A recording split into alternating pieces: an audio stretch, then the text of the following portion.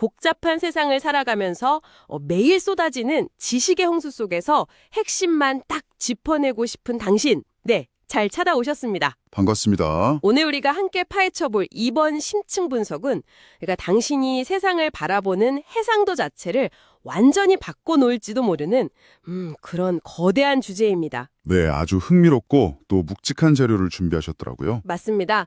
며칠 전이죠. 2026년 2월 10일에 갓 출간된 아주 따끈따끈한 신간입니다.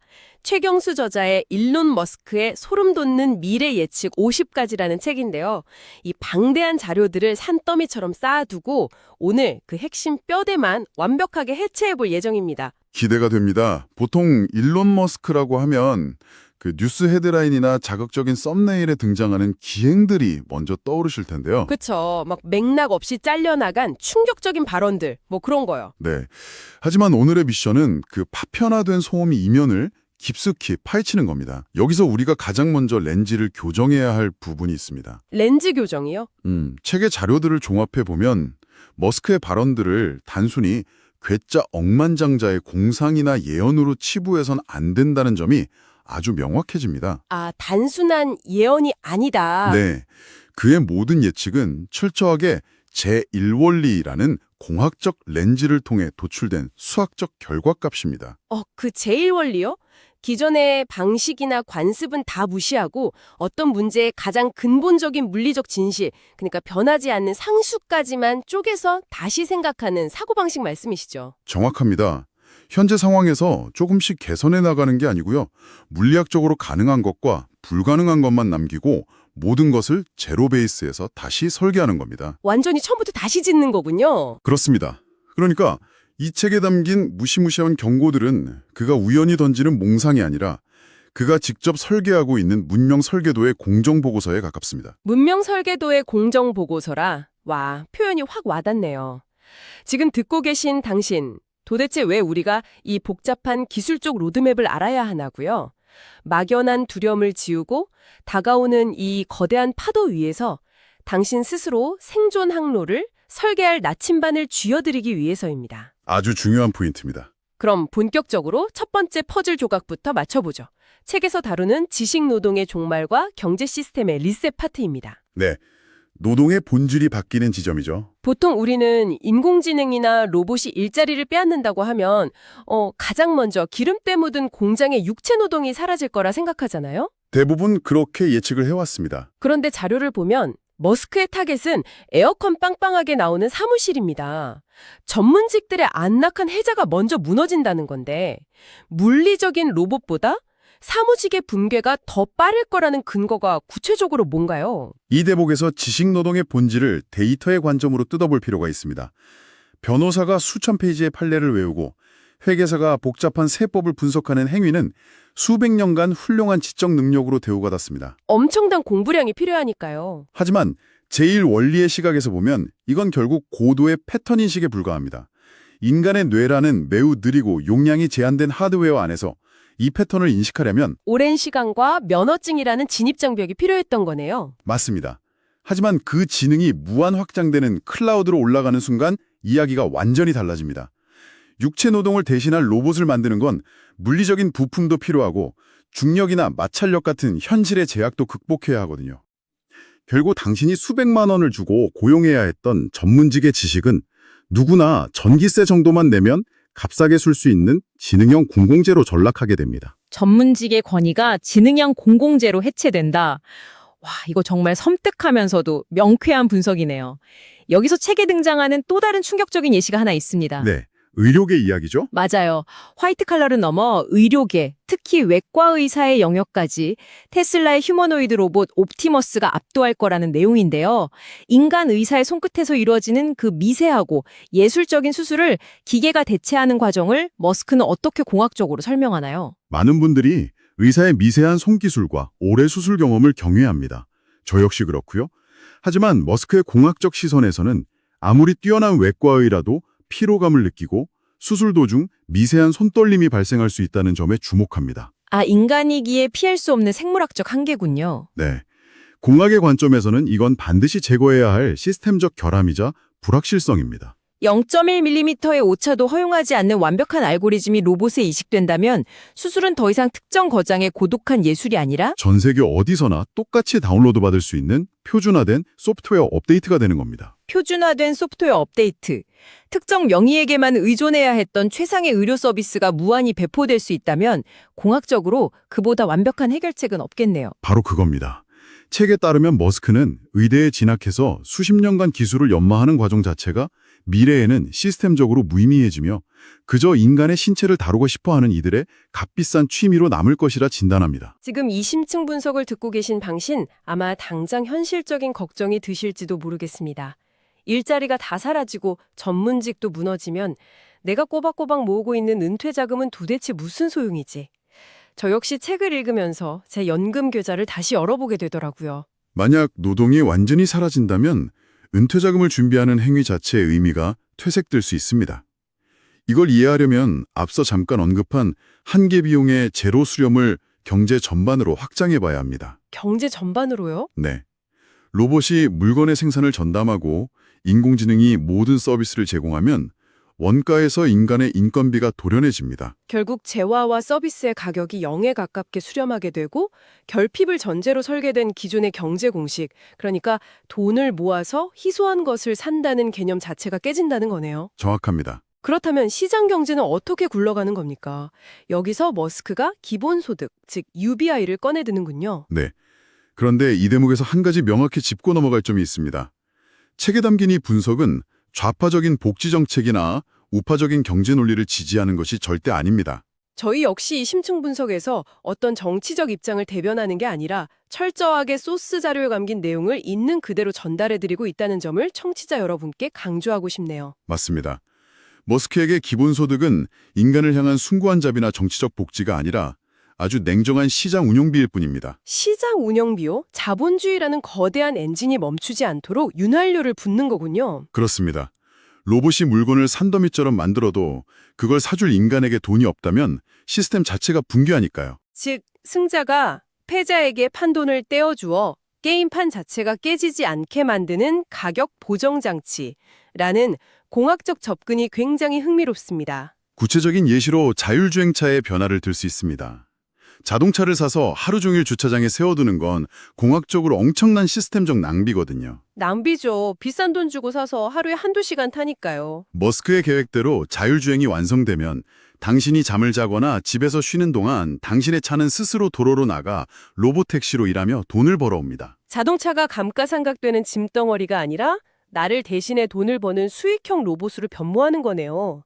소유의 개념이 단순히 무언가를 타기 위한 것에서 경제 시스템을 운영하는 것으로 완전히 넘어가게 됩니다. 완벽한 요약입니다. 만약 우리의 직업과 경제 시스템이 이런 식으로 완전히 재작성된다면 그 다음 질문은 당연히 우리의 개인적인 삶으로 향하게 되죠.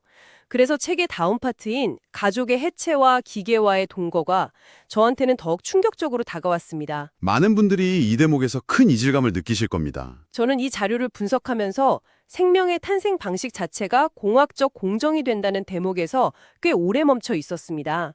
인공자궁, 이른바 엑토라이프 기술인데요. 엄마의 뱃속이 아니라 철저히 통제된 기계 환경에서 아이가 태어난다는 개념을 머스크는 제1원리 관점에서 어떻게 정당화하나요? 감정적으로나 윤리적으로 쉽게 받아들이기 힘든 주제인 것은 분명합니다. 하지만 머스크는 생물학적 임신을 매우 비효율적이고 예측 불가능한 과정으로 봅니다. 비효율적이다. 네. 유전적 질병의 발현 가능성이나 9개월간 산모가 겪어야 하는 막대한 신체적 부담과 위험 등 통제 불가능한 리스크를 안고 있는 일종의 시스템적 결함으로 규정하는 겁니다. 임신과 출산 과정의 불확실성을 공학적으로 통제하겠다는 거군요. 만약 이 생물학적 과정이 완벽히 제어 가능한 공정으로 넘어간다면 우리 사회의 가장 기본 단위인 가족의 형태도 완전히 무너지겠네요. 핏줄을 나누었다는 생물학적 유대감이 사라지니까요. 맞습니다. 혈연을 중심으로 묶여있던 전통적 가족의 굴레는 필연적으로 느슨해집니다. 책은 그 빈자리를 데이터가 채울 것이라 분석합니다. 데이터가 가족을 만든다고요? 즉, 알고리즘이 분석해주는 지적, 정서적 공명도가 완벽하게 일치하는 사람들과 새로운 자율 공동체를 이루는 방식으로 가족의 개념이 재정이 된다는 것이죠. 핏줄이 아니라 데이터가 맺어주는 지적 유대가 가족이 된다? 게다가 일상생활도 완벽히 기계에 의존하게 되잖아요. 책을 보면 1가구 1로봇 시대가 스마트폰 보급보다 훨씬 빠르게 일상을 장악할 거라고 예측합니다. 설거지, 빨래, 청소 다 해주고 완벽한 식단까지 차려주는 가사 로봇이죠. 그런데 여기서 아주 근본적인 모순이 발생합니다. 일도 안 해, 가사노동도 안 해, 심지어 출산의 고통도 겪지 않아. 그렇다면 지금 듣고 계신 당신은 도대체 무엇으로 존재를 증명해야 하죠? 바로 그 지점이 머스크가 가장 두려워하는 인류의 시나리오입니다. 인간이 모든 종류의 노동과 고통에서 완벽히 해방되었을 때 결핍이 새러진 완벽한 풍요 속에서 인류는 지독한 권태와 정체성 위기에 빠질 수밖에 없습니다. 아무것도 할 필요가 없으니까요. 도전할 과제가 없는 지능은 결국 퇴행하게 되거든요.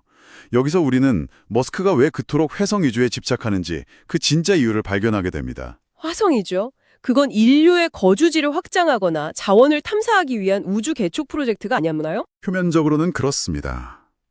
하지만 더 깊은 공학적, 철학적 맥락에서 보면 화성 프로젝트는 인류에게 거대한 실존적 과업, 즉 생존의 위험을 의도적으로 던져주는 고도의 전략입니다. 위험을 의도적으로 던져준다? 생존이 완벽히 보장된 안락한 지구에서 권태와 데이터 노이즈로 썩어가는 대신 사선이 교차하는 극한의 환경인 화성으로 사람들을 보내 생존 본능을 일깨우는 겁니다. 와, 이건 정말 발상의 전환이네요. 안락함이 가져올 종의 멸망을 막기 위해 억지로라도 극복해야 할 치명적인 철학적, 물리적 난제를 던져주는 거군요. 존재의 명분을 만들어주는 시스템적 처방인 셈이네요. 그렇습니다. 그렇다면 지구에 남은 일상은 어떻게 될까요?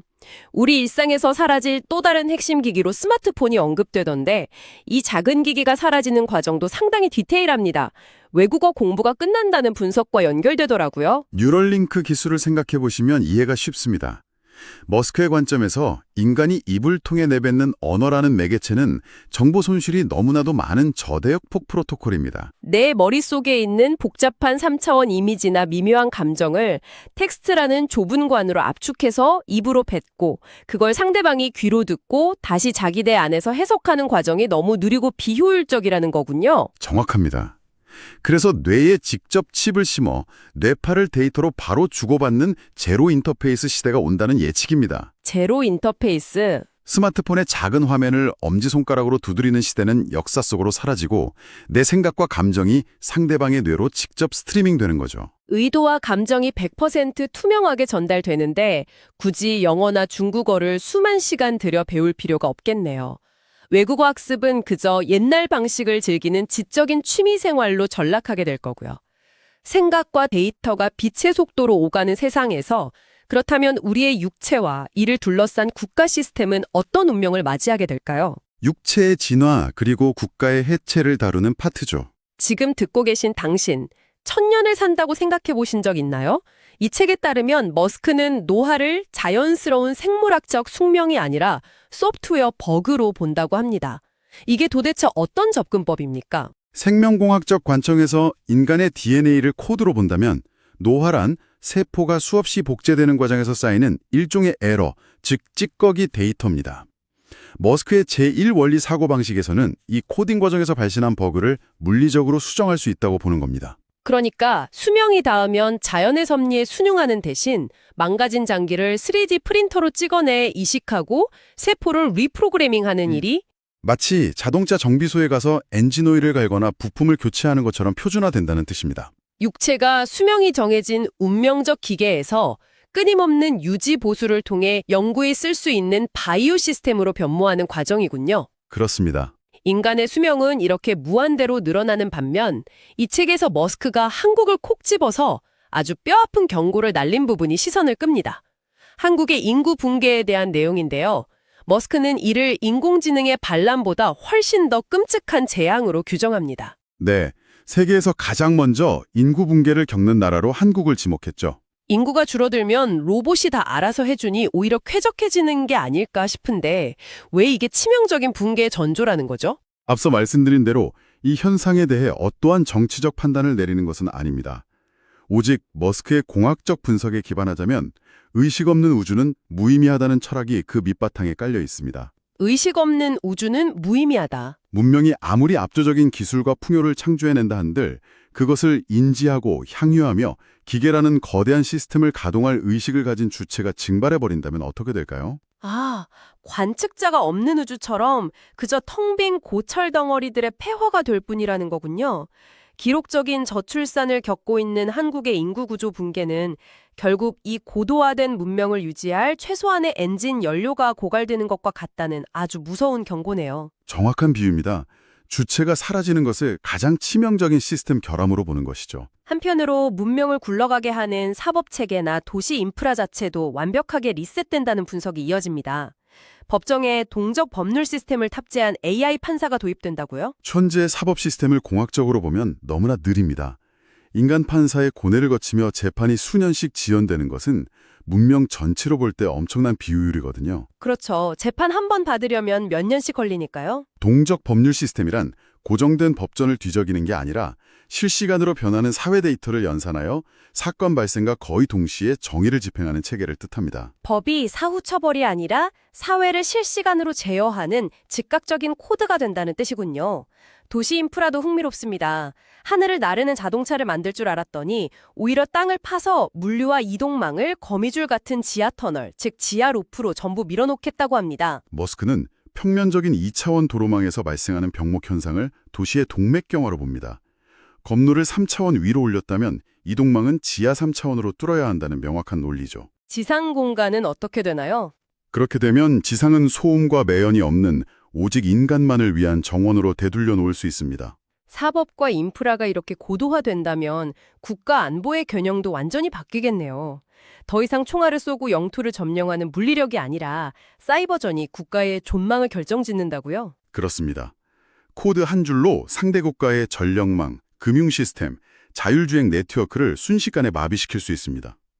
물리적 타격 없이 지능과 네트워크 선점의 싸움만으로 국가를 완벽하게 통제할 수 있는 시대가 오는 것이죠. 지하로 숨어버린 물류망, 인간의 고뇌가 사라진 실시간 AI 판결, 총성이 아닌 코드로 이루어지는 전쟁까지. 우리가 알던 국가와 도시의 작동 방식이 완전히 해체되고 새로운 문명으로 확장되는 거대한 전환기입니다. 자, 숨가쁘게 달려왔습니다. 오늘 다룬 내용을 한번 꿰어볼까요? 우리가 살아온 결핍의 시대를 버티게 해주었던 수많은 규칙들이 있었습니다. 네, 아주 견고한 규칙들이었죠. 땀 흘려 일하는 노동의 가치, 필요에 나눈 혈연의 끈끈함, 통장에 찍힌 종이돈의 안도감, 그리고 국가와 사법 시스템의 권위까지. 이 모든 것들이 압도적인 물리학적 효율성과 거대한 지능 시스템 앞에서는 더 이상 유효하지 않게 됨을 확인했습니다. 당신은 오늘 이야기들을 어떻게 들으셨나요? 다시 한번 강조하지만 이것은 결코 암울한 디스토피아를 경고하는 것도 맹목적인 유토피아를 찬양하는 것도 아닙니다. 그저 다가오고 있는 물리적 현실입니다. 냉정한 공학적 계산의 결과물이라는 거죠. 네. 시스템이 모든 재화와 서비스를 생산하는 시대에 당신의 가치는 얼마나 성실히 오랫동안 일했는가로 평가받지 않을 것입니다. 그 대신 이 거대한 지능망에 당신이 어떤 혁신적이고 고유한 사유를 제공할 수 있는가로 평가 기준이 완벽하게 이동하고 있음을 인지해야 합니다. 성실함이 무기가 되던 시대에서 통찰과 사유가 무기가 되는 시대로의 전환이군요. 자, 오늘 이 깊고도 충격적인 심층 분석을 마무리하면서 지금 이어폰을 꽂고 이야기를 듣고 계신 당신의 머릿속을 맴돌게 할 새로운 화두를 하나 던져볼까 합니다. 우리가 앞서 뇌와 뇌가 직접 연결되는 제로 인터페이스와 천년의 수명에 대해 이야기했죠. 그렇다면 이런 상상을 해볼 수 있습니다. 어떤 상상인가요? 만약 전 세계 인류의 뇌가 뉴럴링크를 통해 실시간으로 하나의 거대한 클라우드에 연결되고 모든 생각과 감정이 빛의 속도로 공유된다면 어떻게 될까요? 우리의 장기가 3D 프린터로 교체되고 우리의 기억과 의식이 우주의 백업 서버에 데이터로 남겨진다면 말입니다. 생각만 해도 압도적이네요. 지식이 완벽하게 공유되는 거대한 하이브 마인드, 즉 군집 지성이 탄생하겠군요. 육체도 기억도 완벽히 복제 및 수정 가능한 시대. 그런데 여기서 정말 무서운 질문이 떠오릅니다. 내 머릿속의 생각이 옆 사람의 생각과 구분이 안 되고 모든 정보가 하나의 거대한 바다처럼 합쳐진다면 도대체 나라는 존재의 원본은 어디에 있는 걸까요? 정확합니다. 천년을 사는 완벽한 지능체들이 하나의 뇌처럼 움직인다면 우리는 더 이상 독립된 자아가 아니라 지구 크기의 거대한 뇌를 구성하는 아주 작은 뉴런 세포 언어로 전락할지도 모릅니다. 우리가 창조한 완벽한 기계의 부팅 프로그래머로 남지 않으려면 스스로 끝없이 질문을 던져야 합니다. 개별적인 인간의 자아 자체가 환상으로 변해버리는 시대. 비효율적이고 답답하게만 느껴졌던 오늘 당신의 그 아날로그적인 하루가 어쩌면 나라는 고유한 개인이 존재할 수 있는데 마지막 낭만일지도 모르겠네요. 우리가 완벽한 기계의 부속품으로 남지 않기 위해 오늘 당신은 스스로에게 어떤 질문을 던지시겠습니까? 이 거대한 사유의 바다에서 당신만의 해답을 찾아보시길 뜨겁게 응원하겠습니다. 오늘 우리의 지식탐험은 여기까지입니다. 당신의 뇌를 깨우는 또 다른 통찰과 함께 다시 돌아오겠습니다. 함께 해주셔서 감사합니다.